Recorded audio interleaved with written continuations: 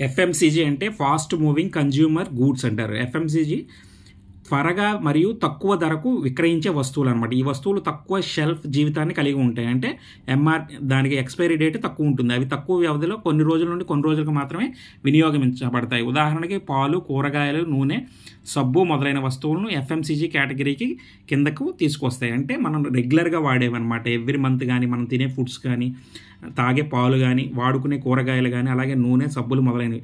దానికి ప్రతి ఒక్కదానికి తయారు చేసేది మ్యానుఫ్యాక్చరింగ్ రిలేటెడ్గా ఉంటుంది. అది మనిషికి ఉపయోగపడేది కాబట్టి దానికి ఎక్స్పైరీ డేట్ అని ఉంటుంది. 6 months అని, కొన్నిటికి 3 months అని, కొన్నిటికి 1 year అని ఇలా ఉంటాయి.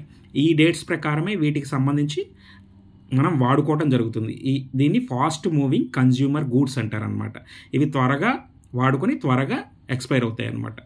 సో ఇలాంటి వివరాల కోసం ఛానల్ని సబ్స్క్రైబ్ చేయండి.